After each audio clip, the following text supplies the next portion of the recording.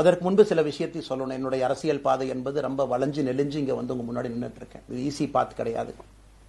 ஒரு கிராமத்துல பிறந்து ஒரு சாதாரண குடும்பத்துல விவசாய குடும்பத்திலிருந்து வந்து ஒரு காமன் மேன் அரசியலுக்கு வர்றதே நம்ம ஊர்ல நாம ஒதுங்கிக்குவோம், வரமாட்டோம். பட் அதே போல என்னுடைய பாதையும் கூட 2009 கேப்டன் விஜயகாந்த் அவர்களுடைய கட்சியில தேமுதிகல ஐஎம் லக்னோல படிக்கும் பொழுது ஒரு இன்டர்ன்ஷிப்பாக 3 மாத காலம் ஆரம்பித்து அதன் பிறகு 10 ஆண்டு காலம் கழித்து பாரதிய ஜனதா கட்சியில் ஆரம்பித்து 6 ஆண்டுகள் பாரதிய ஜனதா கட்சியிலிருந்து இன்னைக்கு தனித்துவமாக நம்முடைய இயக்கத்தை மக்கள் முன்னாடி வைக்கணும், உங்க முன்னாடி வைக்கிறேன். 25 வயசுல எனக்கு அந்த இன்டர்ன்ஷிப் திரு விஜயகாந்த் அவங்க கிட்ட செய்யறக்கு ஒரு பெரிய பாக்கியம். அன்னைக்கு அரசியல்னா என்னன்னே தெரியாம ஒரு புதிய அரசியலை தமிழகத்தில் கொண்டு வர முடியுமான்னு யோசித்த தருணம். இன்னைக்கு வயது 42, கிட்டத்தட்ட 17 ஆண்டுகள் போராடிக்கிட்டே இருக்கிறேன். ஒரு புதிய பாதை உருவாக்க முடியுமா, ஒரு better politics for better society கொண்டு வர முடியுமா. அதே நேரத்தில் நிறைய யூகங்கள் நிறைய பேர் நிறைய சொல்றதுனால இதே டெல்லியில ஆகஸ்ட் 24 2020 பிஜேபி இணைய வரும்பொழுது சூப்பர் ஸ்டார் ரஜினிகாந்த் அவங்க எனக்கு போன் பண்ணாங்க. எனக்கும் அவருக்குமான நட்பு கிட்டத்தட்ட நான் பதவியிலிருந்து வந்த பிறகு ஒரு நட்பு. நிறைய அவர்கிட்ட பேசுவேன். அவருடைய அரசியல் பாதை எப்படி இருக்கணும் அப்படின்லாம் பேசியிருக்கேன்.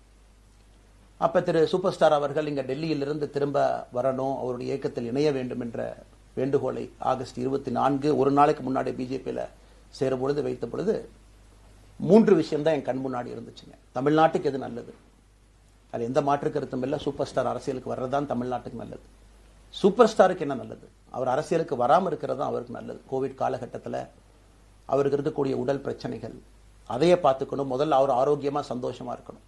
அண்ணாமலைக்கு எது நல்லது, பாரதிய ஜனதா கட்சியில் இணைகின்றேன் என்கின்ற வாக்குறுதியை திரு சந்தோஷ் ஐயா கிட்ட கொடுத்தேன், ஒரு ப்ராமிஸ் கொடுத்தேன். அதை பிரேக் பண்ணக்கூடாது அப்படிங்கிறதுல நான் தெளிவாக இருந்தேன். ஸோ 3 கான்ஃபிளிக்ட் இங்க இருக்கும் பொழுது, ஸோ ஒரு நாள் இந்த கட்சியில் இணைவதற்கு முன்பாகவே முழு கான்ஃபிளிக்ட்.